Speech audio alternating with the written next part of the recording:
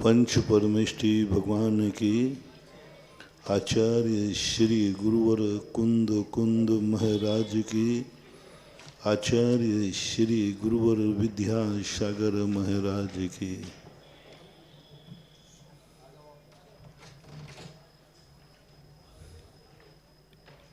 परम पूज जगत पूज निर्यापक श्रवण मुनि पुंगव सुधा सागर जी महाराज की जय हो। मुनि संघ की जय हो। इस दुनिया में कुछ ऐसी वस्तुएं हैं जो अपने आप में सदा से पूर्ण है। अनादिकाल से वो जैसे हैं वैसे ही रहेंगे, उनमें कभी हीनादिकता नहीं होती।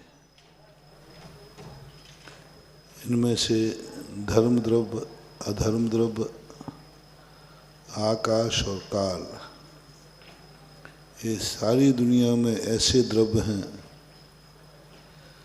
जो सदा बहार एक समान रहते हैं। किंचित मात्र भी उनके स्वरूप में हीनादिकता नहीं आती, इसलिए वह अन्यथा परिणमन भी नहीं करते। इनका विभाव परिणमन नहीं होता, इनके कोई विकास भी नहीं होता। मात्र त्रिकालिक अपनी एक सत्ता फिक्स कर ली है, वैसे रहते हैं। जीव और पुद्गल में, और पुद्गल में से भी जीव में, पुद्गल तो कभी स्वभाव, कभी विभाव, कभी पूर्ण, कभी पूरन गलन उसका स्वभाव है। लेकिन जो अपन सब जीवात्मा हैं, इन जीवात्माएं तीन प्रकार के हैं। एक वह प्रकार जिन्होंने अपनी साधना के बल पर ऐसी दशा प्राप्त कर ली है जो सदा पूर्ण रहेंगे। पूर्णता का अनुभव, कोई इच्छा नहीं है। अब इच्छाएं उनकी पूर्ण हो गई, कुछ देखना बाकी नहीं है, सब कुछ देख लिया। कुछ जानना बाकी नहीं, सब कुछ जान लिया। कुछ चलना बाकी नहीं, सब कुछ चल लिया। कुछ करना बाकी नहीं, कृत हो गए, सब कुछ कर लिया। इसलिए भगवान की मूर्ति जो बनाई जाती है वो आंख झुकी हुई बनाई जाती है, जिसका प्रतीक है कि भगवान ये संकेत दे रहे हैं, मुझे अब कुछ नहीं देखना, मैंने सब कुछ देख लिया है। पलौथी बनाकर बनाई जाती है मूर्ति, जो इस संदेश देती है, मुझे अब कहीं नहीं चलना है, मैं सब कुछ चल चुका। हाथ पे हाथ रखे बनाई जाती है, अब मुझे कुछ नहीं करना, मैं सब कुछ कर चुका हूँ। पूर्णता का आनंद। आनंद कुछ नहीं है बंधु। अधूरापन कितना भी व्यक्ति कितनी भी सुख सुविधाएं पाल ले, लेकिन उसको अभी ये भाव आ जाए, अभी कुछ और चाहिए, सब दुख सुख खत्म हो गया, वो कभी सुखी हो ही नहीं सकता। तीन लोक का पूरा राज्य भी मिल जाए और मन में एक भाव आ जाए, कुछ और हो, तो कभी सुखी नहीं रहेगा। कुछ और जो शब्द है ये इतना खतरनाक है, ये दुख देवे या न देवे सुख को समाप्त कर देता है। कुछ और सुख को समाप्त कर दिया। कुछ और देखूं, जो दिख रहा है उसका आनंद खत्म कर दिया। कुछ और खाऊं, जो खा रहा है उसका आनंद खत्म कर दिया। कुछ और करूं, जो कर लिया उसका आनंद खत्म कर दिया। कुछ और प्राप्त कर लूं, जो पा लिया उसका आनंद खत्म कर दिया। दिवाली के दिन सब लोग दुखी होंगे, सब लोग दुखी होंगे। क्यों? क्योंकि अगली साल का शगुन उठा रहे होंगे, अगली साल मेरी अच्छी निकले है। दिवाली इसलिए नहीं मनाई जाती है कि अगली साल अच्छी निकले।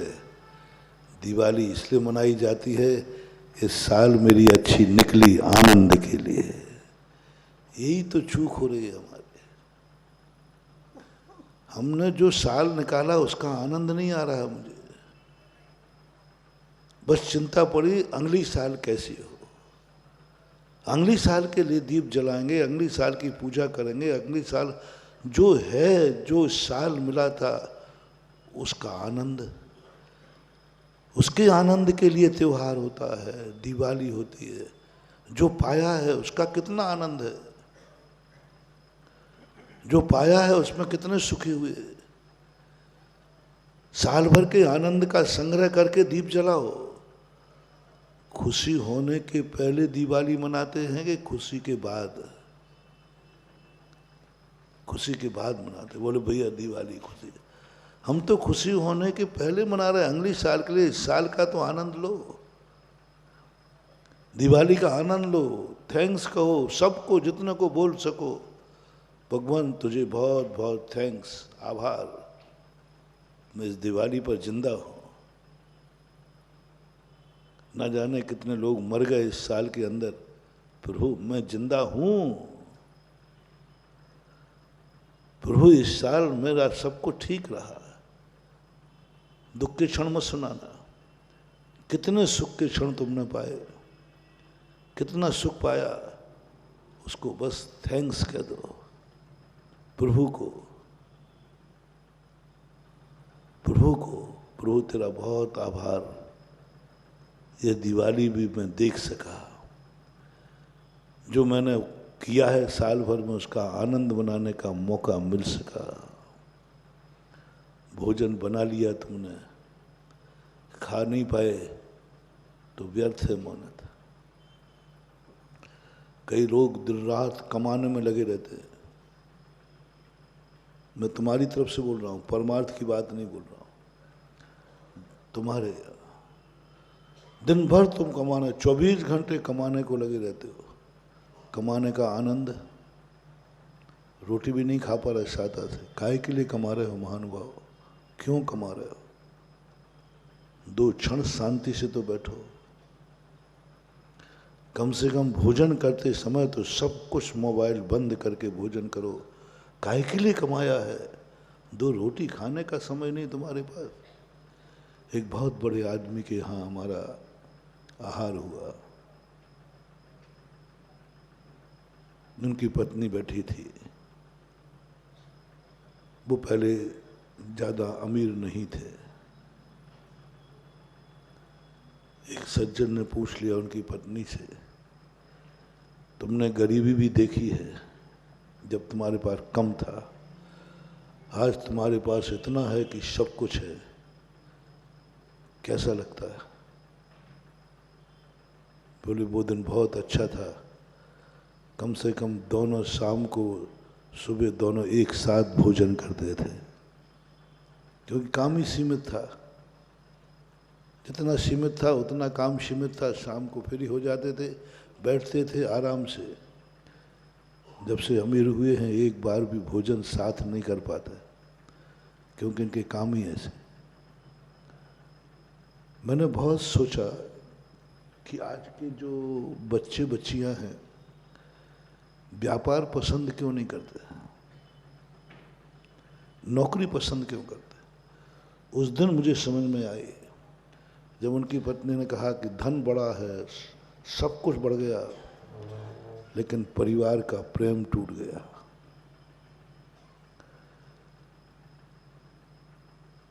उन्होंने एक ही सवाल किया, आप मेरे श्रीमान जी इतने बड़े आदमी हैं,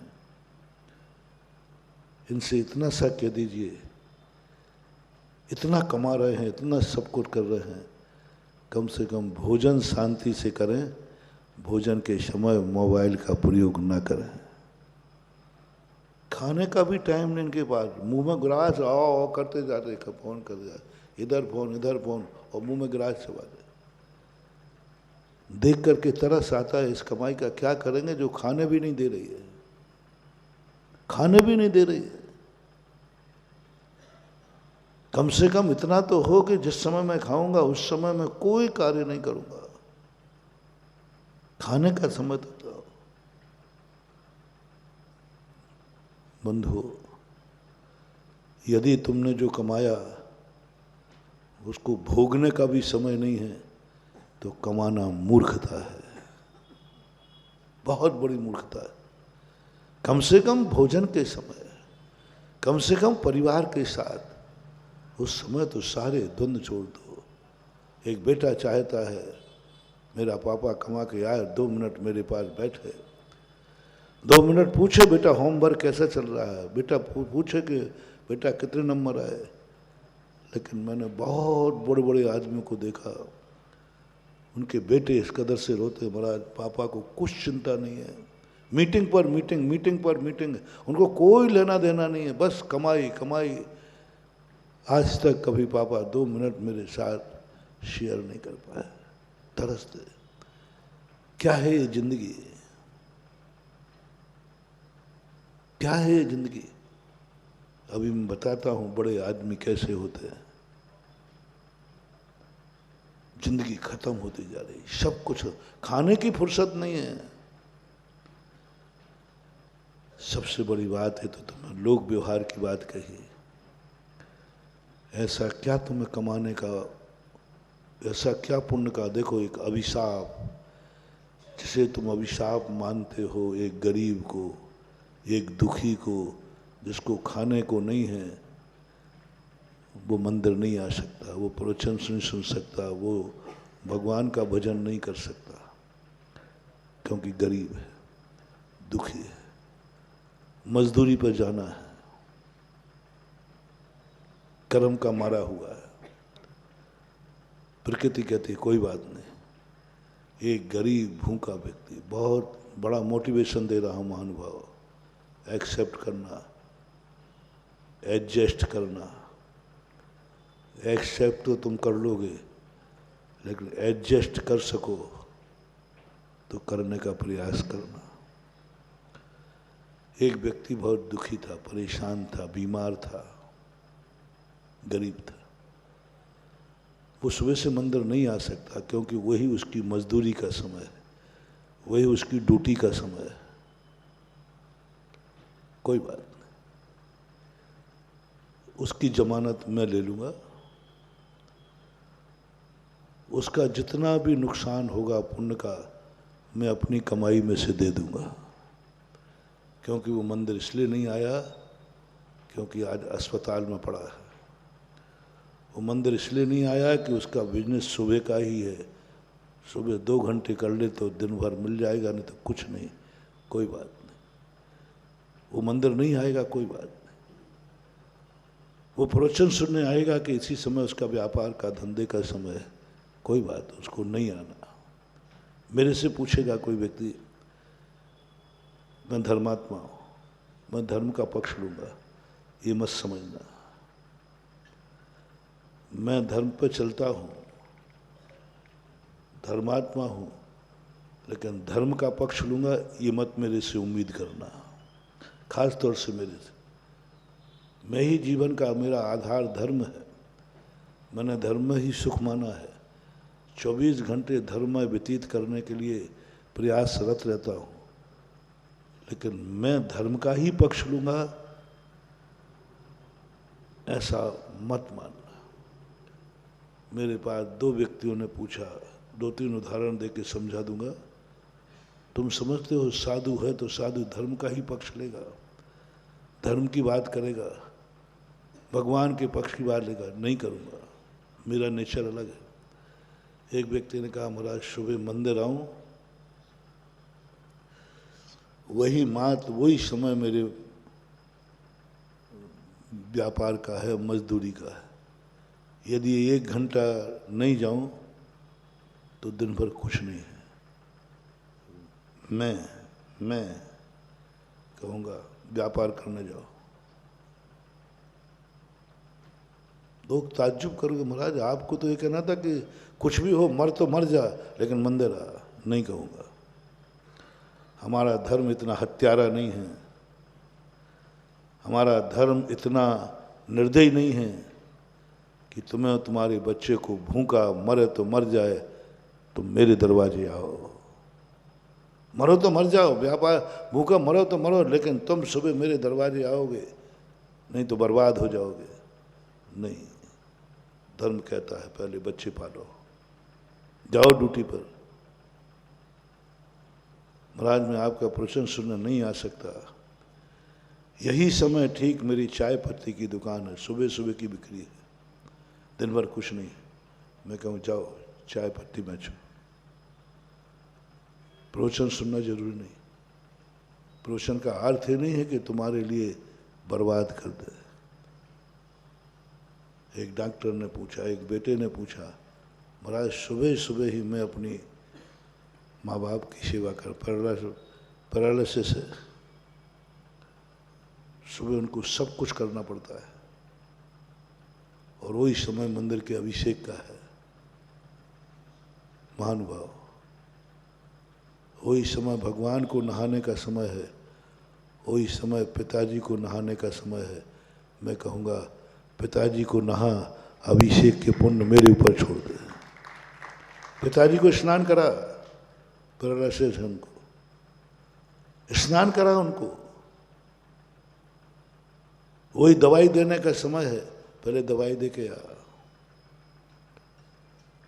डॉक्टर कई लोग मेरे से कहते महाराज मैं मंदिर आ रहा हूँ, अभिषेक के लिए आ रहा हूँ, आपके प्रवचन सुनने आ रहा हूँ, घर से चल पड़ा हूँ, रास्ते में समाचार आया मरीज बहुत सीरियस है, मैं क्या करूँ?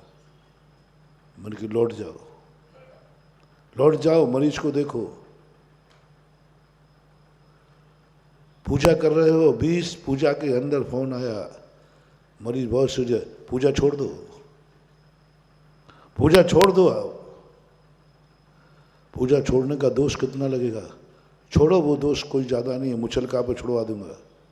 वो होता है ना कुछ, एक कोई ऐसे जुर्म, चालान थोड़ा बहुत चालान में छूट जाए। पहले मरीज को देखो। धर्म काहे के लिए है? किसके लिए धर्म है? जो संसार को सुखी करे, जो दूसरे को सुख दे। धर्म का अर्थ यह नहीं है कि तुम दुखी हो और तुम्हारा साथी दुखी हो, तुम सुखी हो और साथी सुखी हो, सारा संसार सुखी हो। जाओ, मंदिर आना जरूरी नहीं है, पहले उस मरीज के प्राण बचाओ। मैंने एक बार कहा था, धर्म की एक बहुत छोटी सी परिभाषा बता रहा हूं। भगवान महावीर स्वामी ने मिलने का समय दिया,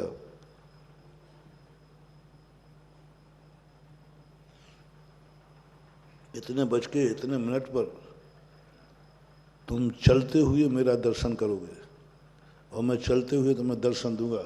मात्र 1 सेकंड, उन्होंने बहुत छोटा समय कहा, समय आपको समझाने के लिए मैं कहता 1 सेकंड है, बस एक बार देख पाओगे मुझे, दोबारा नहीं देख पाओगे।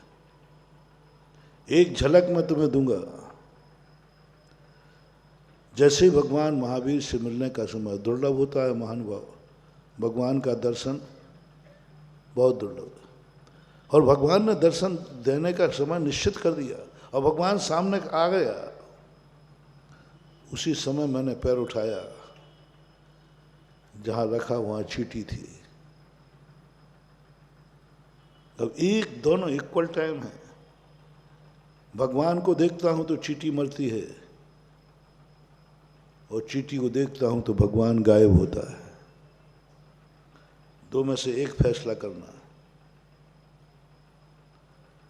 भगवान को देखता हूं तो चींटी मरेगी, और चींटी को देखता हूं तो भगवान गायब हो जाएगा। भगवान ने कहा भगवान थोड़ी देर रुको, नहीं रुकूंगा। भगवान रुको, पैर के नीचे चींटी है, बोले या तो चींटी को बचा ले या मेरा दर्शन कर ले, बोल तेरा फैसला आज हो जाएगा। तू मुझे कितना चाहता है, मेरी कीमत एक चींटी है क्या? मेरी कीमत एक चींटी है क्या? एक चींटी मरी है, मर जाने दे, चींटियां तो मरती ही रहती हैं, मेरा दर्शन दे। परीक्षा थी, बहुत बड़ी परीक्षा थी। अब अपना मन कहेगा, बोलो चींटी महत्वपूर्ण है कि प्रभु दर्शन? ये कहवे की बातें हैं, कहवे की बातें हैं। ये कहना आ रहा है, कोई नहीं छोड़ता बड़े आदमी के लिए व्यक्ति गरीब को पैर से कुचल देता है। ये कहने में आ रहा है, यदि सही हो जाएगा तो लोग उसी तरफ दौड़ेंगे। चींटी तो मरती रहती है, उसको तो मर नहीं है, क्या काम की है चींटी? प्रभु का दर्शन। जैन दर्शन कहता है, जैन दर्शन कहता है, धर्म कहता है, देख ले महावीर स्वामी गायब हो जाएंगे। और महावीर ने अपनी वाणी में कहा, क्या कहा था? आज वो तेरे एग्जामिनर बन के आए हैं, कल वो तेरे क्लास टीचर थे। क्लास टीचर जब पढ़ाता है हमें सब कुछ बताता है, सब कुछ सिखाता है, सब कुछ पढ़ाता है, लेकिन वही टीचर जब एग्जामिनर बन के आता है हमसे नहीं बनता, वो नहीं बताएगा। उस समय बता रहा था, अपनी सर है, क्लास में जब हमसे नहीं बनता था तो मास्टर बता देता है, हाँ मैं बता देता हूँ। पूछता था किसी से कुछ नहीं बन रहा हो तो बोलो मैं बताऊं। वही टीचर आज एग्जामिनर बन के आ रहा है, किसी से नहीं पूछता है, किसी से कोई प्रश्न हल नहीं हो रहा हो तो पूछ लो, कोई प्रश्न हल नहीं हो रहा तो पूछो, नहीं पूछता, पूछने पर भी नहीं बता रहा है। वही महावीर हैं जिन्होंने हमें उपदेश दिया था, संदेश दिया था। आज वो एग्जामिनर बन के आए हैं।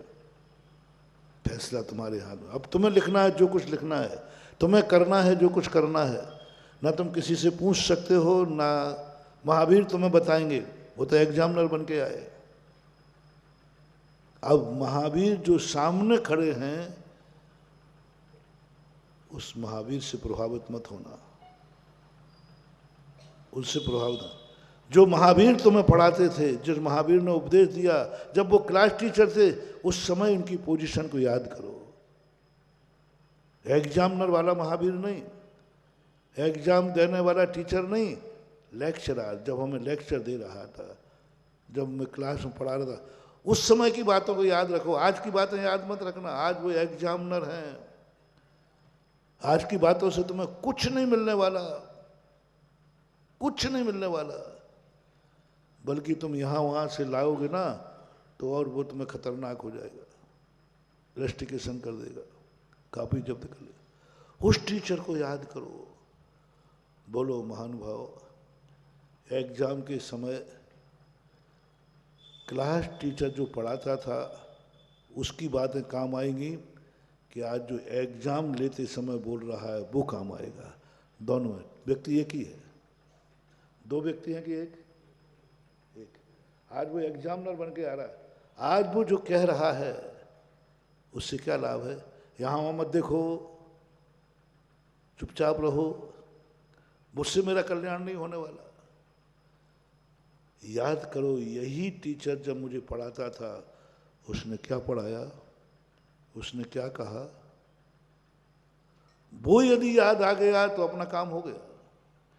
आज महावीर एग्जामिनर बन के दर्शन देते समय जब महावीर आते हैं एग्जामिनर होते हैं। कोई भी महान आत्मा दर्शन देती है एग्जामिनर होती है। कोई भी महान आत्मा जब आशीर्वाद देती है एग्जामिनर होते हैं। वो बहुत परीक्षा होती है। मानो कभी कोई भगवान गुरु तुम्हें आशीर्वाद दे, सावधान, एग्जामिनर है इस समय। वो जब वो तुम्हें दर्शन दे में समझ लेना वो एग्जामिनर हैं। वो तुम याद करो उन महाराज को जो महाराज तुम्हें प्रवचन दे रहे थे, उपदेश दे रहे थे। उन बातों को याद करो, आशीर्वाद को नहीं। दर्शन में मत भूल जाओ, हमें भगवान का दर्शन हो गया, हमें महाराज का दर्शन हो गया, हमें भगवान मिल गए, भगवान का आशीर्वाद। बंधुओं ध्यान रखना, सावधान, बहुत कुछ खो दोगे तुम। हमें एग्जामिनर मिल गया, एग्जामिनर मिल गया, हाँ नहीं। उस समय याद करो, इन्होंने मुझे जब क्लास टीचर थे तब क्या पढ़ाया। भगवान के दर्शन करते समय भगवान को नहीं, भगवान का उपदेश याद करो। क्लास टीचर के एग्जाम के समय एग्जामिनर को नहीं, उस एग्जामिनर जब क्लास टीचर था उसने क्या कहा। भगवान का दर्शन करते समय दर्शन में मस्त मत हो जाना, आनंद मत मान लेना, तुरंत याद करो। यही भगवान जब उपदेश देते थे, क्या दिया था उन्होंने उपदेश, क्या कहा था, कैसे दर्शन करना। अब नहीं कहेंगे, अब तो वो दर्शन दे रहे हैं। अब नहीं बोलेंगे तुम मेरा दर्शन ऐसा करो, ऐसा दर्शन करो, अब नहीं कहेंगे वो। पहले कहा था कि प्रभु का दर्शन कैसे किया जाता है। जब महाराज आहार को उठते हैं तब पूछो महाराज आप आहार में क्या लेंगे, कैसा लेंगे, खड़े होकर लेंगे, नवदा भक्ति से लेंगे, नहीं बोलेंगे अब वो, क्योंकि अब वो किस समय निकल चुके हैं, आहार के। मुनिराज पर उपसर्ग आ रहा है, अभी बोल दूंगा मैं। किसी मुनिराज पर उपसर्ग आवे तो आपको निवारण करना चाहिए, दूर करना चाहिए। अब जब महाराज पर उपसर्ग आया तो महाराज जी अब मैं क्या करूं, अब महाराज नहीं बोलेंगे, अब नहीं बोलेंगे महाराज। प्रवचन में बोल दिया, साधु पर उपसर्ग आए तो आपको कैसे भी करके दूर करना चाहिए। जब उपसर्ग चालू हो गया, अब महाराज बताओ क्या करना है। महाराज शांत हो जाए, एक शब्द भी नहीं बोलेंगे, मरते मर जाएंगे लेकिन अपने मुंह से नहीं बोलेंगे मेरा उपसर्ग दूर करो, मेरी परेशानी दूर करो, अब नहीं बोलेंगे। इस समय उनका एग्जाम है, वो संकट उनके ऊपर आ पड़ा है। साधु के ऊपर जब भी संकट आता है वो अपने आप को एग्जाम मानते, मेरी परीक्षा चालू हो गई। उनसे कभी मत पूछना, जब साधु संकट में घिरा हो तो क्या करना, नहीं पूछना, बताएंगे ही नहीं। जो सच्चा मुमुक्षु था, जैनी था, उसने कहा महावीर का दर्शन और चीटी का दर्शन।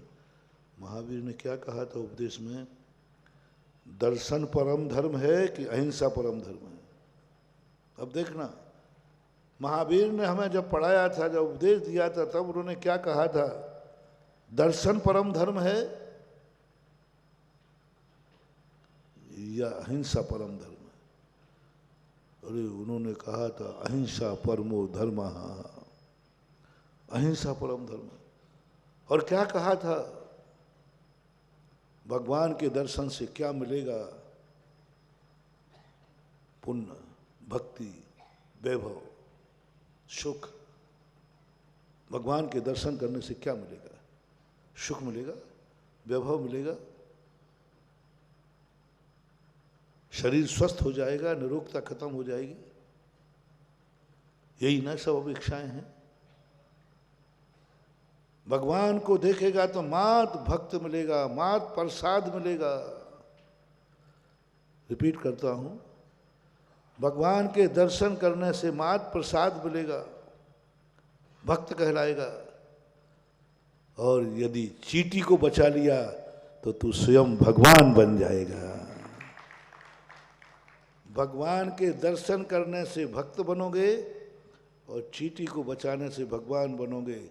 दोनों में से क्या ठीक है? भगवान बने रहना। जैन दर्शन, महावीर इतने निर्दयी नहीं है कि वो अपने दर्शन के लिए चींटी को कुचलवा दें अपने भक्त से। महावीर कहते नहीं बेटा, चींटी को पहले बचा, मेरे दर्शन से चूक जाएगा तो कोई फर्क नहीं पड़ता, लेकिन चींटी को चूक जाएगा तो तेरा सब कुछ खत्म हो जाए। ये है जैन दर्शन। इसलिए ये मत समझना कि मैं धर्मात्मा हूं तो धर्म की ही बात करूंगा। धर्म तो पता नहीं कहां कहां। कहाँ कहाँ। तो कोई व्यक्ति इन परिस्थितियों में दुख के मारे, आफत के मारे धर्म नहीं कर पा रहा है, कोई बात नहीं, कोई बात नहीं, चलेगा। मैं उसकी बात कर रहा हूँ जिसका अपना मुख्य विषय था। एक व्यक्ति मंदिर इसलिए नहीं आ पा रहा है, वो गरीब तो इसलिए नहीं बैठ पा रहा कि मजदूर है, एक साथ खा ही नहीं सकता, कुछ नहीं कर सकता, कर्म का मारा है। लेकिन एक इतना अमीर आदमी है, सब कुछ है, वो इसलिए मंदिर नहीं आ पा रहा है कि उसका सुबह से व्यापार बहुत बड़ा है, बहुत बड़ा व्यापार। सुबह से फोन आना शुरू है, चारों तरफ व्यापार फैला है। वो परिवार के साथ इसलिए रोटी नहीं खा सकता है क्योंकि उसका बहुत व्यापार धंधा बहुत बड़ा है, उसको कहाँ इतना टाइम है। वो रोटी एक आध घंटे यदि भोजन करने में लगा दे तो उसको तो करोड़ों का नुकसान हो जाएगा। आध घंटे में वो करोड़ों कमाता है, इसलिए वो रोटी बिना मोबाइल के रोटी इसलिए नहीं खा सकता क्योंकि उसकी कमाई बहुत है, बहुत कमाई है। आध घंटे की कमाई महाराज कबाड़ा हो जाएगा। महानुभाव, इसको वरदान मत मांगना, ये प्रकृति का, तुम्हारे भगवान का, तुम्हारे गुरु का, तुम्हारी किस्मत का सबसे बड़ा अभिशाप है। प्रकृति ने कहा इसको मंदिर जाने से रोकना है।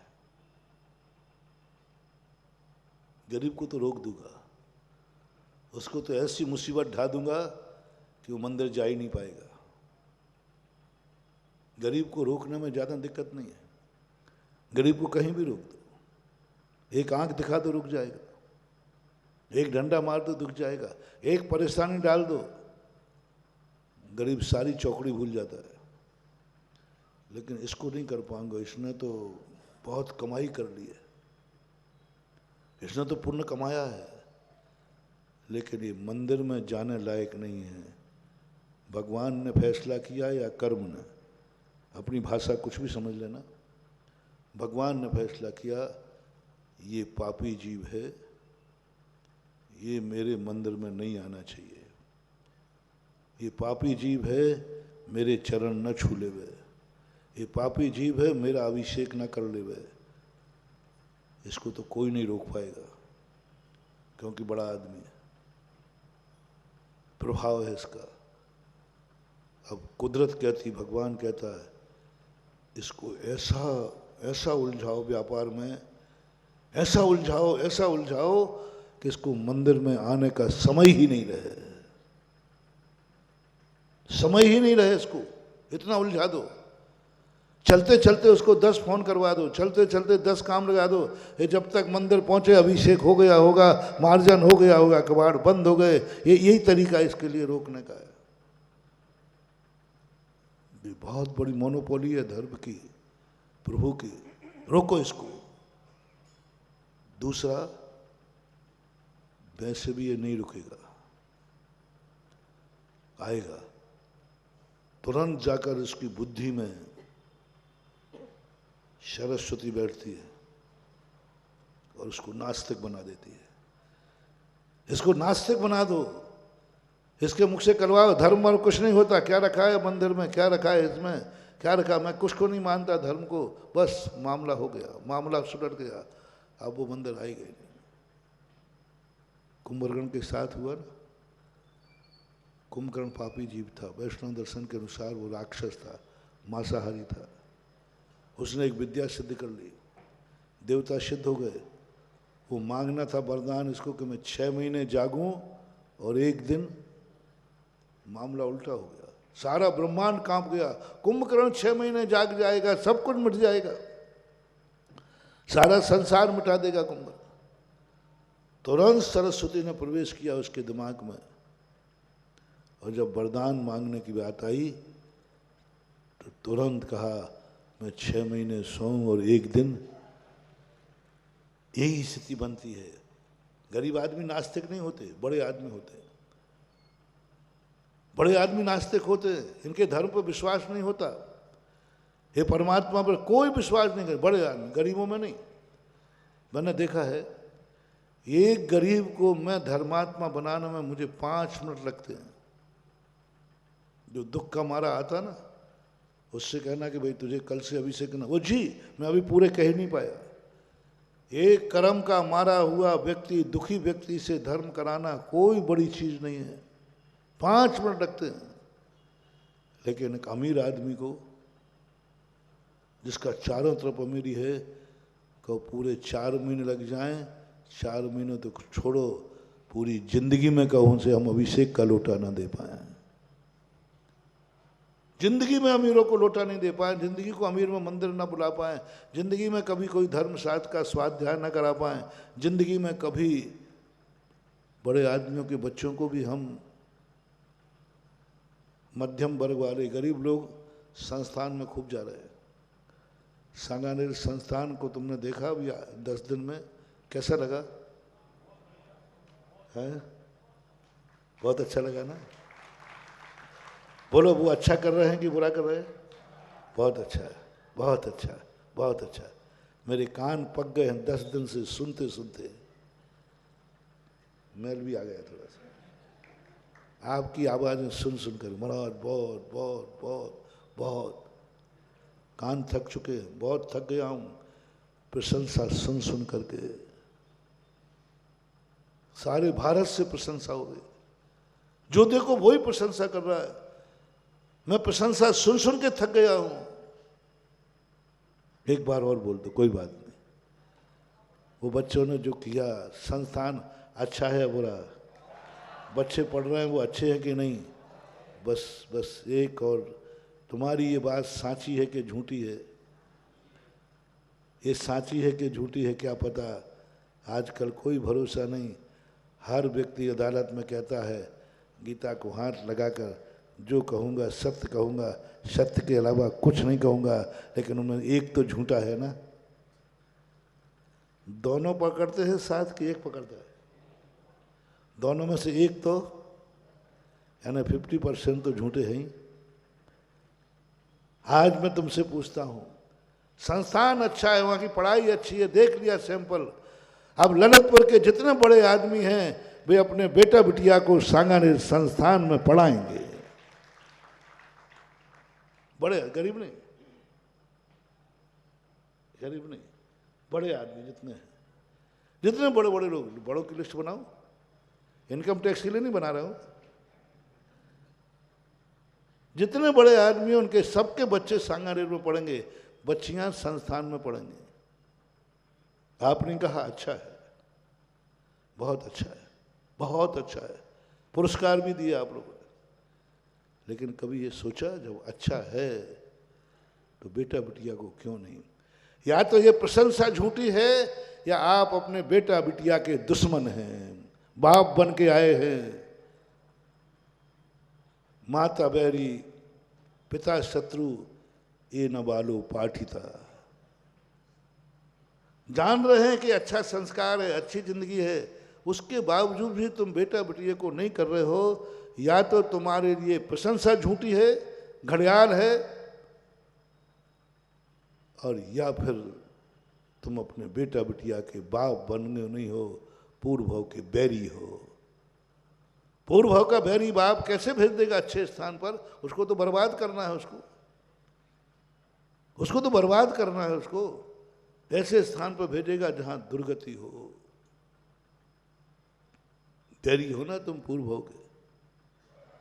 आज फैसला कर लेना, जो जो जहां जहां बैठ के लाइव में सुन रहे हो, 10 दिन भी आपने सुना देखा, यदि तुम्हें थोड़ा भी ऐसा लग रहा हो, अंदर से प्रशंसा की है, तो फैसला कर लेना, हम अपने बेटा बिटिया को भी हम तो भेजेंगे। वो जाए या ना जाए, वो बात की बात है। हम तो एक बार कहेंगे, बेटा बिटिया अपने यहाँ कौन से धन की कमी है, कौन सी अपन को नौकरी करना है, कौन सा इंजीनियर बनना है, देख इतना व्यापार है, पढ़ना ही है तो जा बेटा। बड़े आदमी के बेटे कह रहा हूँ, गरीब का तो बेचारा मान लो धर्म की पढ़ेगा तो नौकरी अच्छी मिल जाए। तुम तो बड़े आदमी हो, तुम्हारे बेटे को तो नौकरी करनी ही नहीं, वो तो बहुत बड़ा आदमी। उससे कहो बेटा पढ़ना ही है तो जाओ सांगानेर संस्थान की पढ़ाई करो और आकर के व्यापार करो, कुल उज्जवल हो जाएगा।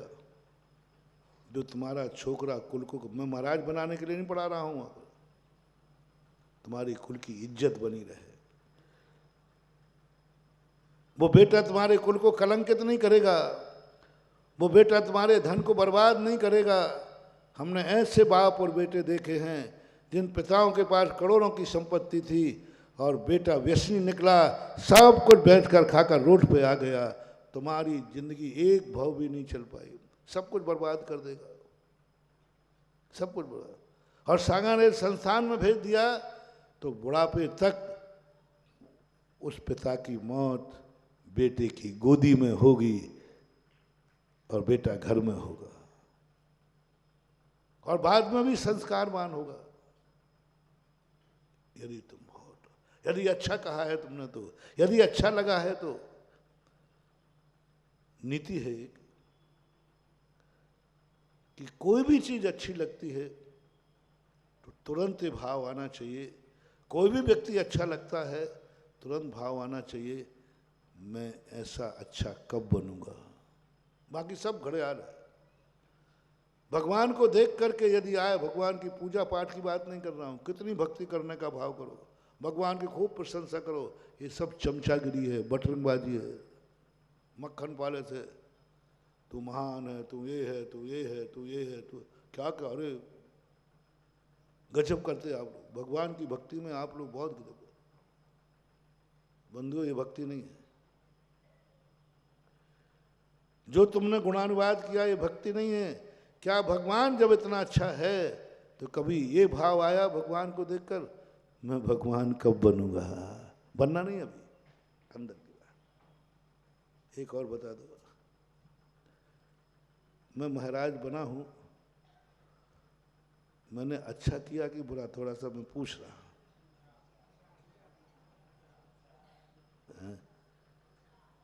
अभी ये जो है ना, क्या नाम, महरौनी वाले, एक इनको साहब को लाए, बताओ भाई दिल्ली वाले, मैं महाराज बनाऊं, अच्छा बनाऊं कि नहीं? अंदर से बोलेंगे, तुम लोग बनावटी बोल सकते हैं। यदि अच्छा नहीं होता तो ये दर्शन करने का भाव ही नहीं करते, सीधी सी बात। बुरी वस्तु का कौन दर्शन करता है? तुम्हारा दर्शन करना बता रहा है कि मैं अच्छा हूं, है ना? थोड़ा एक बार बोल दो ना। हाँ बोलो। अब मुझे पता नहीं था मैं अच्छा,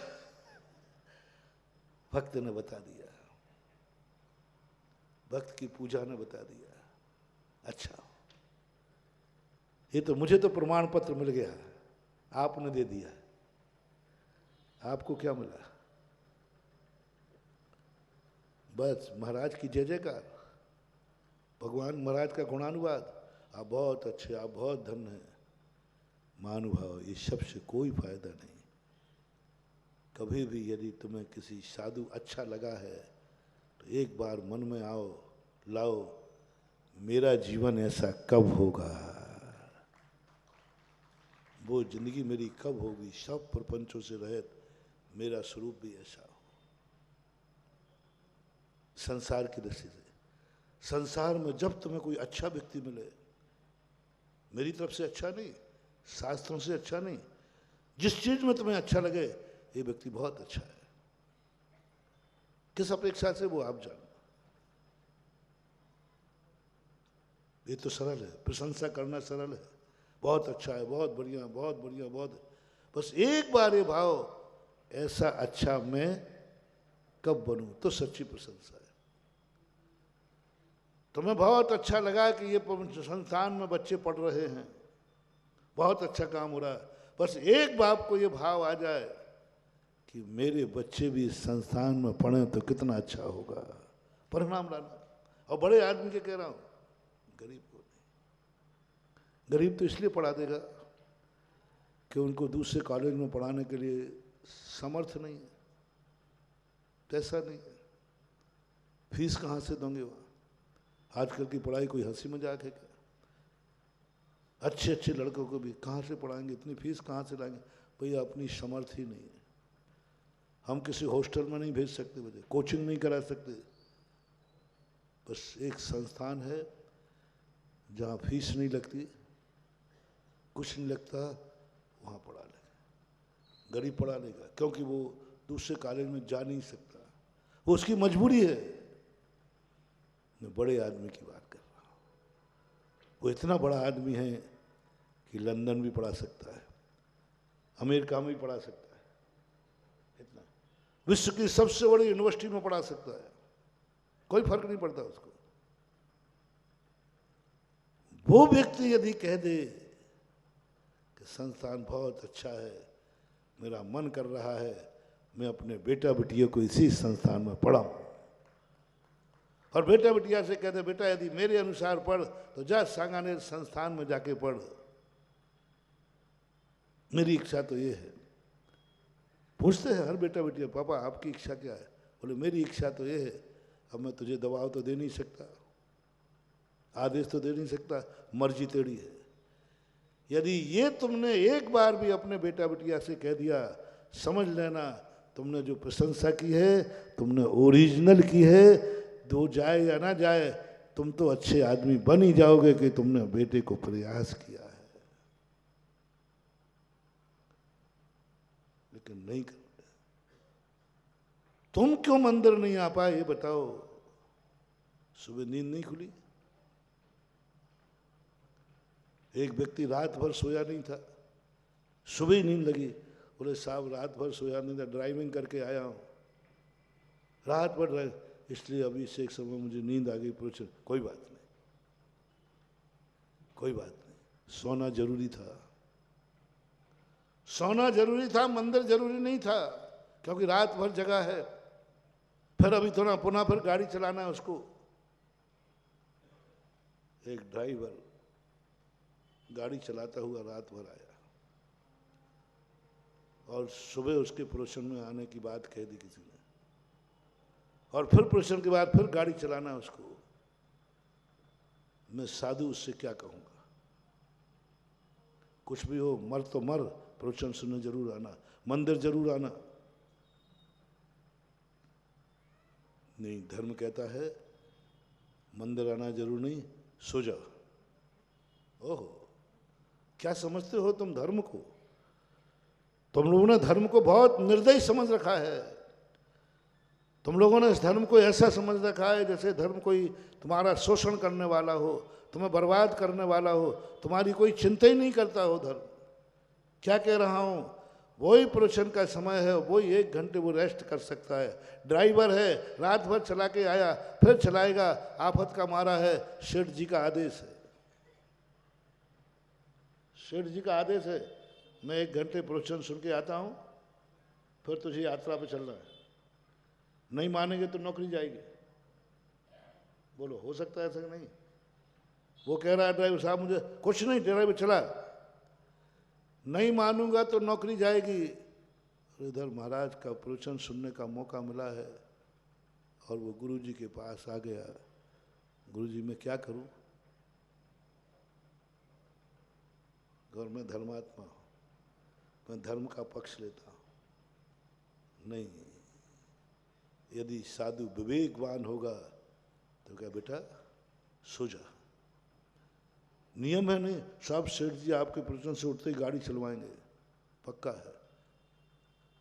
सेठ जी प्रवचन सुनने में जो पुण्य नहीं कमा रहे हैं, ड्राइवर सोने में पुण्य कमा रहा है, प्रवचन का पुण्य कमा रहा है। और महाराज ने कहा पहले सो जाओ, और यदि मैंने आदेश दे दिया जाग जाओ, प्रवचन सुन ले, अब शरीर तो शरीर है, देखना मैंने प्रवचन सुना दिया, मैंने फैसला दे दिया, कुछ भी हो प्रवचन मत छोड़ना, भगवान का अभिषेक मत छोड़ना, 24 घंटे में एक बार मिलता है। गुरु की आज्ञा मान ली उसने, और मान करके प्रवचन में आ गया, सुन लिया। गाड़ी तो चलेगी, और गाड़ी चलते ही, और गाड़ी कहाँ बढ़ी, स्वयं मर गया, पूरे गाड़ी में बैठने वालों को मर गया। प्रवचन कितने लोगों का हत्यारा, अभिषेक कितने लोगों का हत्यारा, कितने लोगों की हत्या कर दी एक अभिषेक के कारण। वो समय यदि उसको सोने को दे दिया जाता तो शायद सारे लोग बच जाते।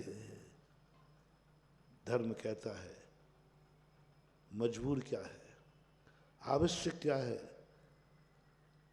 क्या आवश्यक है, उस आवश्यक को पहले करो। इसलिए मैं उस गरीब की बात नहीं कहूंगा। उससे तो कह दूंगा सो जा भाई, सो जा, सो ले, थोड़ा प्रवचन यूट्यूब पे सुन लेना, बाद में नहीं सुने तो कोई बात नहीं, चलेगा, सो जा, क्योंकि घंटे भर बाद तुझे ड्राइविंग करना है। मैं उसकी बात कह रहा हूं जो कुंभकर्ण शाम से सोया है। और वो कहता साहब मेरी नींद ही नहीं खुली। क्यों? बोले नहीं खुली क्योंकि एक बोतल ज्यादा पी ली थी। क्यों? भाई प्यू, तुम ये बताओ कि क्या है, क्या कारण है, किस कारण से? बहुत बड़ा मोटिवेशन है महानुभाव। कहीं तुम्हारा पुण्य, तुम्हारा धन, तुम्हारा परिवार तुम्हें अच्छा होने से तो नहीं रोक रहा है, मंदिर जाने से तो नहीं रोक रहा है। कहीं तुम्हारा व्यापार इतना ज़्यादा चल रहा है, जिनकी कृपा से चल रहा है उनके दर्शन का भी समय नहीं है। इतना व्यस्त हो गए तुम उनको ही भूल गए जिनकी कृपा से चल रहा है। उनके लिए तुम भूल गए जिनका आशीर्वाद है। नहीं मानी अहंकारी व्यक्ति उपकारी को भूल जाता है। जैसे रावण को वरदान मिला था कि जाओ तुम्हें कोई नहीं मार सकेगा, अतुल बल होगा। उसने जिसने वरदान दिया था महादेव ने, उन्हीं के कैलाश पर्वत को उठा के फेंकने लगा। ये भी भूल गया कि ये उपकारी है मेरे। यही भूल गया कि आज जो मेरे पास धन दौलत है, जो कुछ भी है, प्रभु कृपा है। और आज तुम उन्हीं को भूल रहे हो। कभी ऐसा हो जाए कि तुम इस कारण से मंदिर नहीं आ पाए भगवान के पास कि व्यापार ज़्यादा चल गया, नींद नहीं खुली, कोई भी तुम्हारे लिए XYZ पुण्य के उदय में। महानुभाव सावधान, कांप जाना और तुरंत मंदिर में आना, भगवान मेरे से क्या गलती हो गई, मेरे से क्या गलती हो गई। जरूर भगवान गलती हुई है, तभी तो आज तूने मुझे अपने दर्शन से वंचित रखा है। वैसे नहीं रोक पाए तो मेरा इतना व्यापार चला दिया, इतना व्यापार में मस्त हो गया कि मैं तेरे अभिषेक के लिए नहीं आ पाया। ये जरूर मेरे अपराध का दंड है, रोकने का तरीका है, किसी प्रकार रोकना है इसको। वैसे तो रोक नहीं पाएंगे, इसको धंधा पानी इतना दे दो ये धर्म भूल जाए। ये प्रकृति, ये सृष्टि दो तरीके से मारती है। एक तो सटाप मार देती है, मार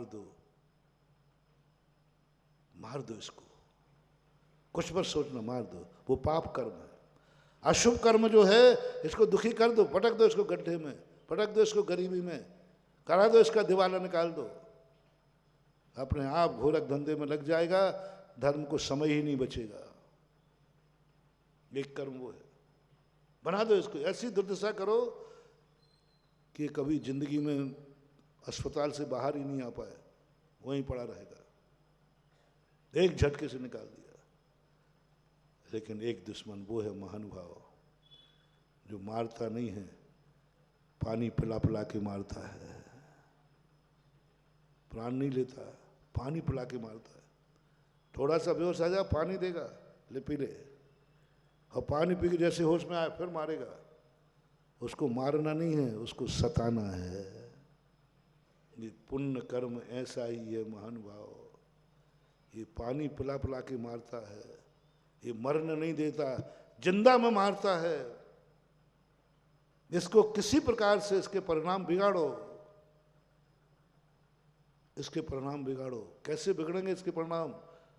इसको इतना पाप वैभव दे दो, इतना वैभव दे दो, वो खूब पाप करे और दुनिया से कहे, ओ धर्मात्मा हो, तुम मंदिर जाते हो, गुरुओं के पास रहते हो, देखो तुम्हारे खाने के लाड़े हैं, और मैं कभी मंदिर नहीं जाता हूं, देखो मेरे यहाँ सोने की लंका है।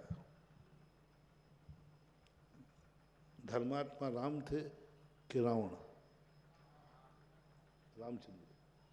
पापी कौन था? वो यही कहता था, देखा धर्मात्माओं के ये हाल होते हैं, स्वयं का राज्य भी छीन लिया, बन की ठोकरें खा रहे हैं, बेर बीन के खाते हैं, ये है धर्मात्माओं के हाल। और मैं देखो कोई धर्म कर्म नहीं करता, लंका सोने की है। दुनिया भी यही कहती है और बड़ा आदमी भी यही कहता है, तुम इतना धर्म कर रहे हो, महाराज के आगे पीछे घूम रहे, क्या है तुम्हारे पास? और मैं देखो महाराज को मानता फानता कुछ नहीं हूँ, भगवान को नहीं मानता, देखो मेरे ठाठ। और आप लोगों का भी यही कहना है, हर गरीब का भी यही कहना है, हर भक्त का भी यही कहना है, हर धर्मात्मा का भी यही कहना है आज के। महाराज जी देखो, मैं आपका भगत होकर के इतना धर्म करता हूँ, आपको मालूम है मैं कितना धर्म करता हूँ, और मेरे घर की परेशानी देखो, जिंदगी निकल गई महाराज, कभी सुख से नहीं मिल पाया, जिंदगी निकल गई, एक मकान नहीं बना पाया। 99% गरीबों की ये धारणा है कि मैं धर्म कर रहा हूँ इसलिए मेरे पास नहीं है, मैं सच्चाई पे हूँ इसलिए मेरे पास धन नहीं है, मैं महाराज का भगत हूँ इसलिए मेरे को धन नहीं है, मैं भगवान की पूजा पाठ करता हूँ इसलिए धन नहीं है। लोगों की धारणा बन चुकी है, जो धर्म करेगा वह सब गरीब होंगे, जो धर्म पर चलेगा वो सब दुखी होंगे। जैसे श्री राम,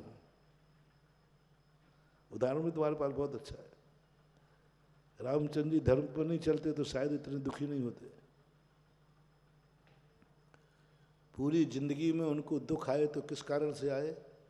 धर्म के कारण से, पूरी जिंदगी भर। और धर्म छोड़ देते, जिस समय कैकेयी ने वनवास की घोषणा बता देते, उसी समय कहते थे कौन है जो मुझे निकाल सकता है, आ जाओ मैदान में। बोलो, श्री राम को वनवास कौन भेज सकता था? कोई नहीं। कानून भी जीते, कोर्ट केस से जीते, जनता से जीते, सब तरफ से राम की फतेह थी, लेकिन राम ने धर्म का सहारे के कारण, महान धर्म के कारण मान हुआ। पूरी स्टोरी मैंने उनकी पढ़ी,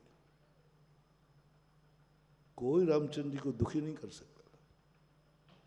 अरे दशरथ जी ने वचन दिया था, रामचंद्र ने थोड़ी दिया था। कह रहे थे पापा पिताजी आपने वचन दिया, आप निपटो, मुझे क्यों वनवास भेज रहे हो? 2 मिनट में 2 टूक आप होते तो यही जवाब देते, पिताजी आप जानो जोड़ी के गुलाम आप ही थे। मुझे क्या लेने, मैंने थोड़ी वचन दिया, तुम्हारा वचन मैं क्यों भोगूं? रामचंद्र जी कहते हैं नहीं, पिता और मैं कोई अलग थोड़ी ना हो, पिता का वचन मेरा वचन, पिता का धर्म मेरा धर्म।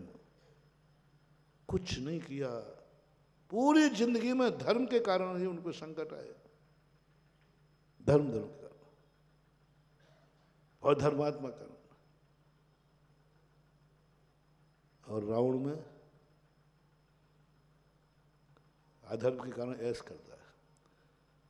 तो महाराज यही तो हम कहते हैं, तुम्हारा धर्म है कैसा ये बताओ। और यही आज देखने में आ रहा है, जितने धर्मात्मा होते वे सब बेचारे भगवान ही मालिक है उनका। और जो बड़े आदमी होते हैं वे बिल्कुल भी धर्म नहीं करते, और क्या उनके पास पौ आ रहा है। महाराज ऐसा क्यों? मैंने कि आज की नीति नहीं है तो चौथे काल में भी यही था। आप लोगों के मन में यार महाराज हम इतना धर्म कर रहे हैं फिर भी हमारा कुछ नहीं हो रहा है, और वो धर्म बिल्कुल भी नहीं करता तो भी उसके महल बन रहे हैं। मैंने कि ये आज की नीति नहीं है, ये चौथे काल में भी यही था। रावण के सोने का महल था, राम के वनवास में झोपड़ी थी, होता है। और यही सारी दुनिया का नियम है महानुभाव। आपको करना हो धर्म तो करना, नहीं करना तो जो कर रहा है वो भी छोड़ देना। रावण की नीति अपनाओ, सोने की लंका मिलेगी। राम की नीति अपनाओगे, वनवास जाना पड़ेगा। मुझे तो मंजूर है, वनवास के कष्ट उठा लूंगा, लेकिन रामचंद्र जी का जीवन ही मेरा जीवन होगा। उनके आदर्श ही मेरे आदर्श होंगे, उनका रास्ता ही मेरा रास्ता होगा। उस रास्ते में कष्ट है, मंजूर है, रास्ते में कष्ट है लेकिन मंजूर है, क्योंकि रास्ता ये श्री राम का है। रावण के रास्ते पे चलोगे सुख ही सुख मिलेगा, आनंद ही आनंद मिलेगा, धन दौलत खूब मिलेगा। मुझे नहीं चाहिए। मुझे अधर्म के साथ हंसी भी ना कबूल है और धर्म के साथ मुझे आंसू भी कबूल है। धर्म के साथ मुझे आंसू भी कबूल है और अधर्म के साथ मुझे हंसी का ठहाका भी मंजूर नहीं। मैंने कहा था ना एक दो उदाहरण, पिक्चर में पूरी पिक्चर आप लोग देखते हो, रामायण नहीं देखी हो तो कोई बात नहीं, पिक्चर तो प्राय सबने देखी। उसमें पूरी पिक्चर में खलनायक के मजे होते हैं कि हीरो के? पूरी पिक्चर में खलनायक मजे करता है और हीरो का क्या होता है? पूरी पिक्चर में हीरो की तो क्या दुर्दशा, कई बार तो मरते मरते बचता है। और सब हम देख रहे हैं पिक्चर में कि ये सब धर्म के कारण, अच्छाई के कारण संकट उठा रहा है, ईमानदारी के कारण संकट उठा रहा है, सत्य के कारण संकट। पूरा हीरो अच्छाइयों के कारण संकट में पड़ता है और खलनायक बुराइयों के कारण से ऐश करता है। झूठ, छल, कपट, हिंसा, मर्डर, कोरी, जो जितने पाप होते हैं सारे पाप करता है और मजे लेता है। और हीरो सारे धर्म कर दुखी होता है। फैसला आपको करना है। पूरी पिक्चर को यदि आप सही ढंग से समझ लो, खलनायक सुखी और हीरो दुखी। अंत में 5 मिनट बाद जैसे ही कभी हीरो के सुख के दिन आएंगे, पिक्चर एंड। मुझे समझ में नहीं आया, पूरी पिक्चर में किसके सुख दिखाए गए? जब तक खलनायक सुखी है पिक्चर चालू है। खलनायक सुखी है तब तक पिक्चर चालू है। जैसे ही खलनायक का एंड और हीरो के सुख के दिन आए, द एंड। यानी आप लोग क्या देखना पसंद करते हो? आप लोग खुद पसंद करते हो मुझे खलनायक के सुख देखना है, हीरो के सुख क्या देखना, वो तो मालूम है। कोई व्यक्ति हीरो का सुख देखना पसंद नहीं करता, इसलिए हीरो का सुख के दिन आते ही पिक्चर को खत्म कर दिया जाता है। अब सब उठ के भाग जाएंगे। क्यों? बोले हीरो का सुख का दिन आ गया। जब तक हीरो दुखी है और खलनायक सुखी है तब तक पिक्चर चल रही है, तब तक पिक्चर में रस आ रहा है। यानी दुनिया क्या पसंद करती है। अब फैसला करो, आपको हीरो बनना है दुनिया की पिक्चर में या खलनायक? मैंने तो सीधा सीधा कह दिया, फैसला करो। खलनायक बनोगे, पूरी जिंदगी ऐश करोगे, अंत में 5 मिनट में विनाश होगा। अंत के 5 मिनट में दुख आएगा। कितने घंटे की होती पिक्चर? 2.5 की, 2 की, 3 घंटे की? 2 घंटे 55 मिनट ऐश करोगे, 5 मिनट के लिए अंत में गड़बड़ होगा। और हीरो बने बेटा तो 2 घंटे 55 मिनट तो रोते रोते निकल जाएगी। 5 मिनट को सुख मिलेगा।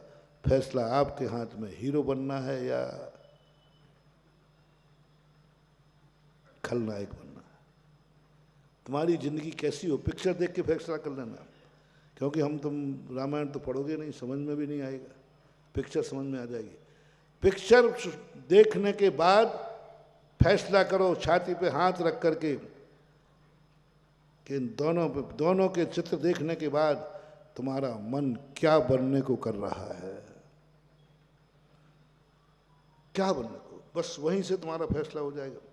मैं पिक्चर के संबंध में कुछ नहीं बोलूँगा। अंत का फैसला कर रहा हूँ कि पिक्चर को दोनों तुमने देखे, खलनायक और हीरो देखा।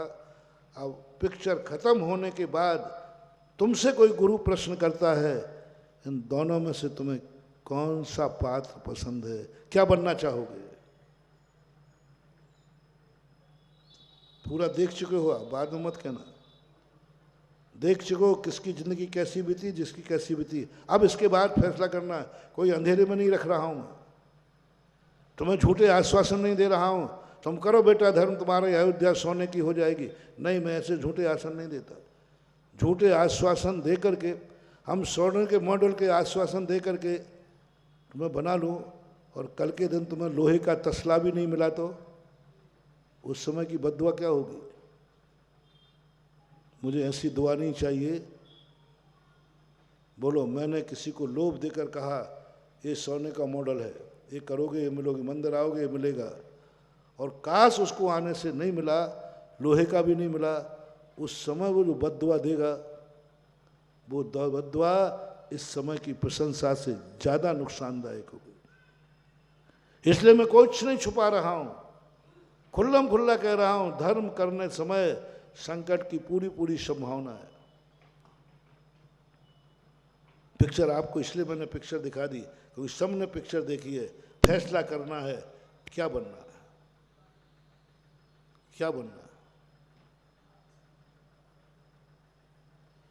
बस वही निर्णायक पॉइंट है, वही तुम्हारा भविष्य है। किसी ज्योतिषाचार्य से भविष्य मत पूछना, किसी ज्योतिषाचार्य से भविष्य मत पूछना, पिक्चर से भविष्य पूछ लेना। खलनायक के सुख देख करके खलनायक बनने का भाव आवे, जाओ तुम्हारा फैसला हो गया, तुम्हारा भविष्य वही होगा जो रावण का हुआ है, तुम्हारा भविष्य वही होगा जो कंस का हुआ है। और यदि हीरो बनने का भाव आया है तो तुम्हारा वही हश्र होगा जो हीरो का हुआ है, तुम्हारा वही अंत होगा जो श्री राम का हुआ है, महावीर का हुआ है, वही हश्र होगा, वही हुआ है। इसलिए ये मत समझना महानुभाव, जो बात मैं कह रहा था, कभी भी तुम्हें किसी कारण, अच्छे के कारण से, बस इतना सा सोच लेना, अच्छे व्यक्ति को देखकर मुझे अच्छा बनने का भाव क्यों नहीं आ रहा है। आ जाए बस 100 अपने आप को धन्यवाद देना, आज मैंने अच्छा आदमी देखा। अच्छा आदमी तो दुनिया देखती है, आज मुझे बहुत अच्छा आदमी मिला, तो इससे क्या होगा? कुछ नहीं होगा। हमेशा से मिलते आए, नहीं नहीं महाराज गुरुदेव, आज महाराज मुझे बहुत अच्छा आदमी मिला, बहुत अच्छा आदमी मिला, तो इससे क्या होता है? बोले भगवान आगे तो सुनो। उसको देखकर मुझे मन में भाव आ गया, काश मैं भी ऐसा अच्छा आदमी बनूंगा। बस अब आशीर्वाद, अब हो गया बेड़ा पार तुम्हारा, क्योंकि अच्छे आदमी को देखकर अच्छा बनने का भाव आ गया, साधु को देखकर साधु बनने का भाव आ गया, गुणवान को देखकर गुणवान बनने का भाव आ गया। बहुत कठिन महाभाव। एक पापी को देखकर पाप करने का भाव आ जाता है, एक धर्मात्मा को देखकर धर्मात्मा करने का भाव नहीं आता। प्रैक्टिकल, आपने मान लीजिए शराब छोड़ी है, नहीं पीते हो, 10-5 दिन तक रेगुलर तुम्हारे शराब पिए तुम्हारे सामने, तुम्हारा भी मन मचल जाएगा। 90% लोग पापी को नहीं करते हैं, पापी को देखकर पाप करने लग जाते हैं, पापी बनने का भाव आ जाता है। डाकू को देखकर डाकू बनने का भाव आएगा, शराबी को देखकर शराबी बनने का भाव आएगा, जुआरी को देखकर जुआरी बनने का भाव आएगा, गाली देने वालों के बीच में रहो तो गालियां देने का भाव आएगा। पापियों के साथ रहते रहते पापी बनने का तो बहुत बार भाव आया है। बस वही आदत को बदल दो, कुछ नहीं करना। कभी अच्छे आदमी को देख के अच्छे बनने का भाव आ जाए, कभी शराब के त्यागी को देखकर शराब त्याग करने का भाव आ जाए, कभी गुटखा के त्यागी को देखकर गुटखा त्याग करने का भाव आ जाए, कभी किसी मंदिर जाते समय देख करके तुम्हें मंदिर का भाव आ जाए, किसी को माला फेरते समय देखकर माला फेरने का भाव आ जाए, किसी को मौन लेते देखकर मौन होने का भाव आ जाए। समझ लेना अब तुम्हारे अच्छे दिन आना शुरू हो गए हैं, क्योंकि अभी बने नहीं हो। 90% कह रहा हूं, खुद अपनी अपनी छाती पे हाथ रख के पूछ लो, तुम जितने अच्छे हो कितनी देर अच्छे रह पाओगे? प्रैक्टिकल करो। 10 अच्छे लोगों को 100 बुरे लोगों के बीच में भेज दो 1 महीने के लिए। रिपीट करता हूं, 10 अच्छे लोगों को 100 बुरे लोगों के बीच में भेज देना। तुम्हारा बच्चा बहुत अच्छा है, बहुत अच्छा है, उसको 100 बुरे बच्चों के बीच में भेज देना। महीने बाद समाचार क्या मिलेगा? अब 10 बुरे लोगों को 100 अच्छे लोगों के बीच में भेज देना। वो बुरा तो 2-3 दिन में बन जाएगा। कितने % लोग जो अच्छों की संगति में अच्छे बन जाए? तुम खुद अपनी छाती पे हाथ रख के पूछो ना कि यदि तुम्हारी जिंदगी में कोई बुरा, तुम्हारे में बुराई नहीं है, बुराई नहीं है, लेकिन ऐसे बुरे आदमियों की संगति पड़ जाए तो कितने दिन तुम ठहर पाओगे? कितने दिन अपनी अच्छाई को रोक पाओगे? कितने दिन रोक पाओगे? कल्पना करो, कितने दिन रोक पाओगे? 1 दिन, 2 दिन, 3 दिन, कितने दिन रोक पाओगे? कबीरा तेरी झोपड़ी गल कटकन के बीज, कबीर ने लिखा। क्या करेगा तू? तू त्यागी है, तूने जन्मजात से कभी कुछ को व्यसन नहीं किया, लेकिन चारों तरफ यदि व्यसनी जुड़ जाए तो कितने देर टिक पाओगे? बस ये है महत्वपूर्ण बात समझने की। मैं तुम्हें बुरा नहीं कह रहा हूं, मैं तुम्हें बुरा नहीं कह रहा हूं। ये बुराई बुरों के बीच में पहुंचने पर कितनी देर टिक पाओगे? कितने दिन टिक पाओगे? सवाल ये नहीं है कि तुम मंदिर आए थे, सवाल ये है कि मंदिर के में जैसे तुम थे, मंदिर में बहुत अच्छे थे। मैं मंदिर में तुम्हें बुरा, हमारे भारतीय लोग मंदिर में बहुत अच्छे होते हैं, अच्छे ही होते। मैं ये नहीं पूछ रहा हूँ, मैं वो पूछ रहा हूँ मंदिर से जाने के बाद कितनी देर अच्छे रह पाए? कितनी देर अच्छे रह पाए? मंदिर की देरी तक, मंदिर की एक सीढ़ी तक, मंदिर के बाहर तक, सड़क तक, घर तक, दुकान का, बस ये महत्वपूर्ण है। मंदिर में तो दुनिया अच्छा हो जाता है, मंदिर में तो दुनिया अच्छा हो जाता है, पापी भी अच्छे हो जाते। एक चोर मंदिर में चोरी करने आया, वो कैमरे लगे रहते ना आपके, कैमरे में आया, इतना अच्छा इंसान, इतना अच्छा चोर था, उसने सबसे पहले भगवान को नमस्कार किया, साष्टांग नमस्कार किया, और बेदी पर चढ़ा तो पैर पड़ के पड़ा चढ़ा, और भगवान को उठा ले गया उनका छत। अब देखो, सब धर्मांतरों ने, सवाल ये है कि मंदिर से जाने के बाद क्या तुम कितनी देर अच्छे रह पाए? तुम्हारी आंखों ने बहुत अच्छी मूर्ति देखी, आज तुम्हारी आंखें धन्य हो गई, क्योंकि तुमने बहुत अच्छे आदमी को देखा है, भगवान को देखा है, गुरु को देखा है, बहुत अच्छा आदमी देखा है। सवाल इसका नहीं है कि अच्छे आदमी को देखकर तुमने अच्छा देखा है, वो तो अच्छा था ही। सवाल ये है कि अच्छे आदमी को देखकर तुम्हारी आंखें अच्छी हुई, कितनी देर अच्छी रह पाएंगी?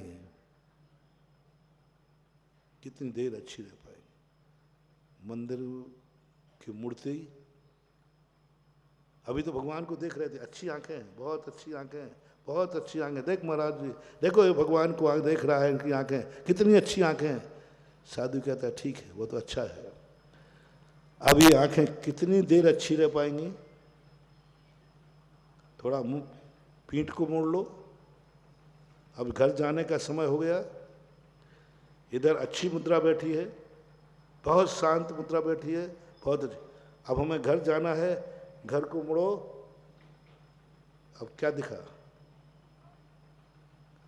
अब आंख अभी भी अच्छी है क्या?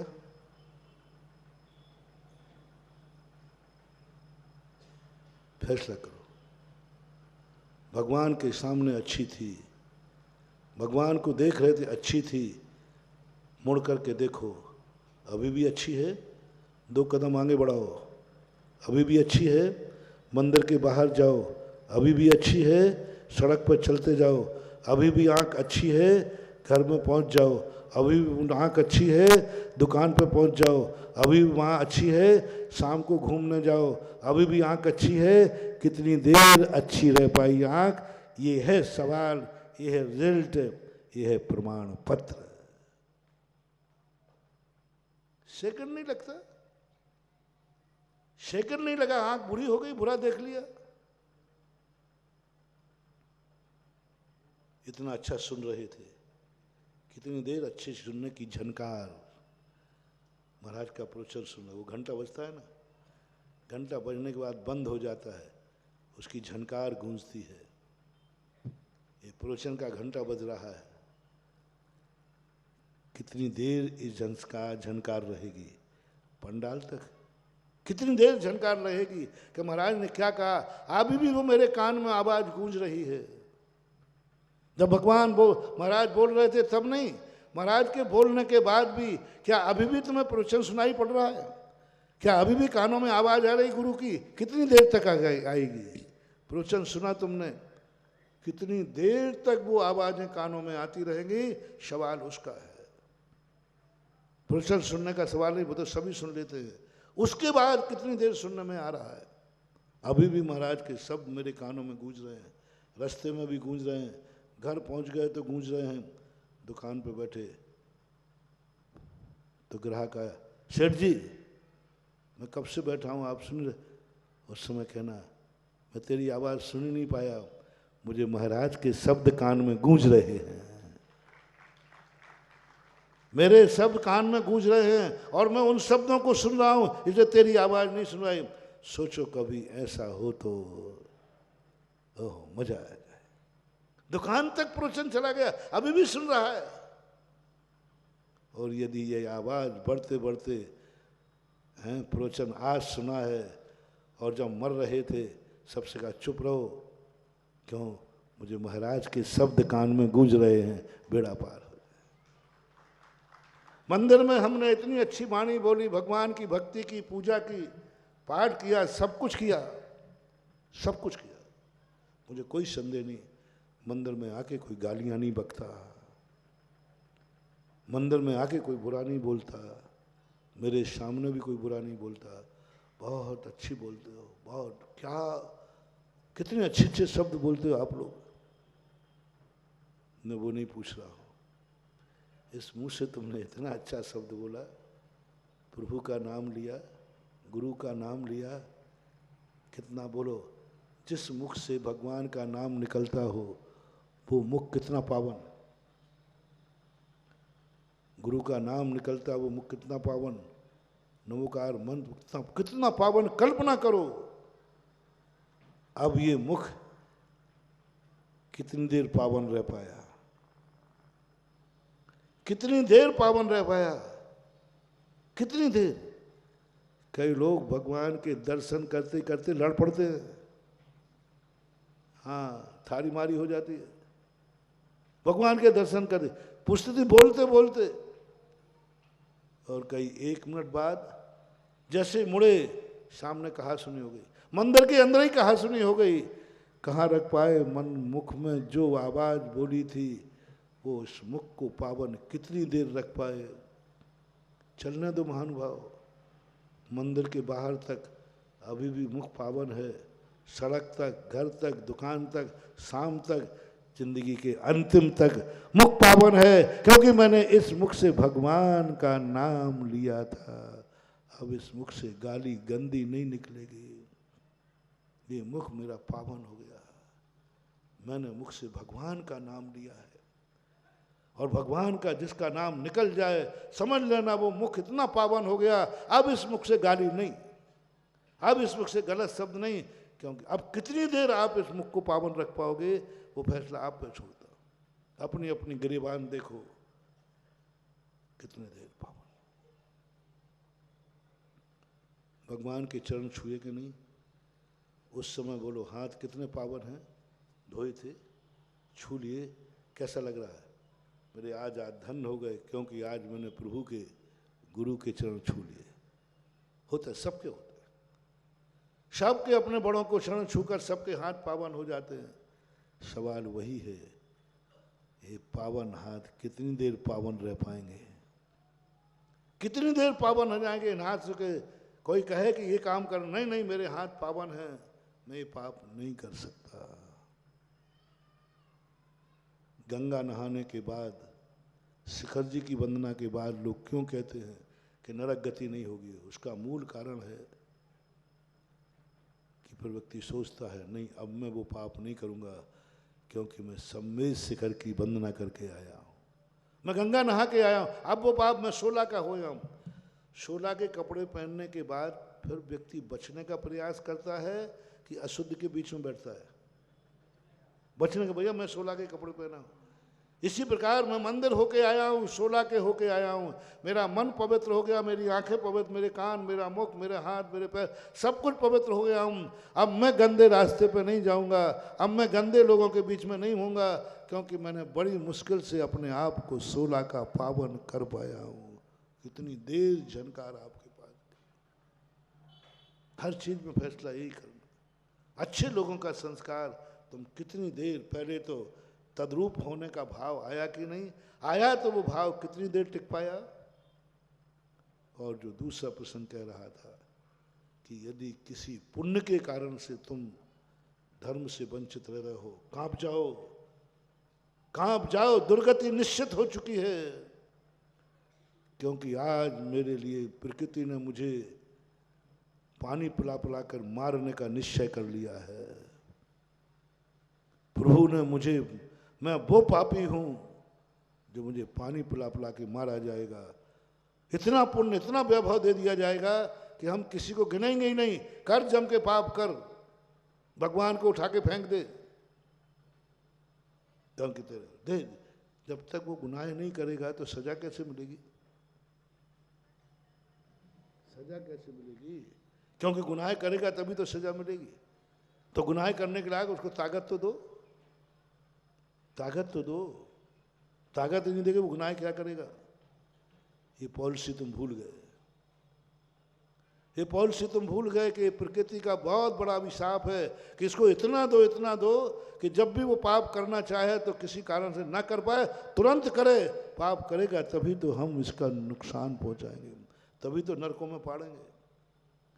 आज तक कोई भिखारी नरक नहीं गया, सब बड़े बड़े लोग जाते नरक। बहवारम परिग्रहत्वम, गरीब के बहुत परिग्रह है कि अमीर के? हाँ, गरीब को क्या, उसके पास है ही नहीं, वो करेगा क्या? कितना सा भाव करेगा? अमीर ज्यादा। इसलिए कहीं तुम्हारी अमीरी तुम्हें पाप की तरफ तो नहीं ले जा रही है। 2 मिनट में समाप्त करता हूँ। सूत्र बनाए, मंत्र बनाए। कहीं हमारी अमीरी हमें पाप की तरफ तो नहीं ले जा रही है, कहीं हमारा शरीर की स्वस्थता पाप की तरफ तो नहीं ले जा रहे हैं। बस इतना सा सोचना। यदि ले जा रहे हो सावधान। दूसरा पॉइंट, कहीं अमीरी से आने से मैं धर्म से दूर तो नहीं हो गया? गरीब था तब तो धर्म में था, कहीं अमीर से दूर तो नहीं हो गया मैं इधर से? इतना व्यापार चल रहा कि आजकल मंदिर ही नहीं जा पा रहा हूँ, इतना व्यापार चल रहा है कि प्रोशन में ही नहीं जा पा रहा हूँ, इतना व्यापार चल रहा है कि मुझे धर्म करने का समय ही नहीं मिल रहा, इतना व्यापार चल रहा है कि मैं परिवार के साथ बैठ ही नहीं पा रहा हूँ, इतना व्यापार चल रहा है कि मैं रोटी भी नहीं खा सकता। मौन होकर सावधान, सावधान। क्या कर रहे थे तुम? रोटी खा रहे थे और उसी समय फोन आ गया और करोड़ों का मामला है। मानुआ उस दिन मेरा वचन याद करना। किस समय फोन आया है? सावधान। रोटी भी नहीं खाने देगा ये, रोटी भी नहीं खाने देगा। नहीं, मैं इतना मूर्ख नहीं हूं। करोड़ों जाए करोड़ों बने, जब तक मेरा रोटी खाऊंगा, काहे के लिए कमाया है? जब तक मैं रोटी खा रहा हूं तब तक मैं दुनिया की कोई बात नहीं सुनूंगा। मेरा त्याग है, मेरा मौन है, बस समझ लेना। ठुकरा दिया आपने। अन्यथा वो जो मैंने पहले बात की थी, ये रोटी भी साता से नहीं खाते। कितने मूर्ख हैं, काहे के लिए कमाया? अरे 2 रोटी तो शांति से खा ले। कई लोग कहते महाराज मेरा इतना धंधा चलता, मुझे समय ही नहीं मिलता शाम को भोजन करने का, भोजन ही नहीं कर पाते, रखा रहता है टिफिन। क्या जिंदगी है तेरी? किस लिए कमाया कि 2 टाइम रोटी भी साता से नहीं खा पा रहा? यही तुम्हारे विनाश का कारण है। जब तुम्हारा पुण्य तुम्हें रोटी न खाने दे, तुम्हारा पुण्य परिवार के साथ बैठने का समय न दे, तुम्हारा पुण्य तुम्हें मंदिर आने का समय न दे, तुम्हारा पुण्य कभी गुरु के पास आने का समय न दे, तुम्हारा पुण्य नोटों को गिनने में इतने नोट आ जाए, इतने नोट आ जाए कि एक माला भी फेरने का समय नहीं मिले, समझ लेना अब तुम्हारे बुरे दिन आना शुरू हो गए हैं और तुम्हारा अशुभ होना, नाश होना निश्चित है। मैंने एक मोटिवेशन दिया, एक सूत्र दिया। इन 2 बातों को लेकर के अपने पुण्य से सावधान रहना, अशुभ कर्मों से नहीं, अच्छे दिनों से, जो तुम्हारे धन वैभव, गरीब से नहीं, अमीर से कह रहा हूँ, सावधान। इस अमीरी पर जाके तुरंत उठो और भगवान के दरवाजे पहुँचो। भगवान क्या गलती हो गई? इतना व्यापार चला दिया, इतना व्यापार चला दिया, इतना व्यापार चल रहा है कि मैं तेरे पास तक नहीं आ सकता हूँ। जरूर मेरे से गलती हुई है, ये आपसे दूर करने का ये तरीका है आपका, ये तरीका है आपका दूर करने का। एक तो अशुभ कर्मों से दूर कर देते हो और एक पुण्य कर्म से, ये तरीका है दूर करने का।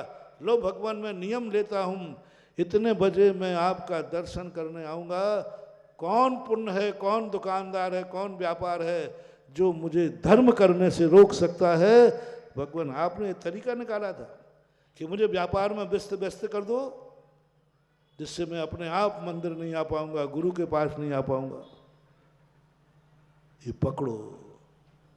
पापी लोग ही क्षमा मांगते फिरते हैं, हे भगवान मेरे से गलती हो गई, क्षमा करो, बहुत परेशान हूँ, बहुत दुखी हूँ, बहुत गरीब आते मेरे पास। महाराज जी आप क्षमा करवा दो मेरे भगवान से, मैंने गलती की होगी, पाप किया होगा, अब मैं गलती की क्षमा मांगता हूँ।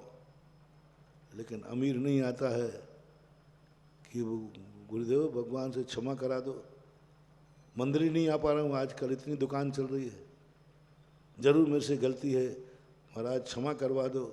मैं नियम लेता हूँ, कितने भी अमीरी आ जाए मैं अपने आप को बिगड़ने नहीं दूंगा, कितनी भी बुरी संगति आ जाए प्रभु मैं तुझे नहीं छोड़ूंगा।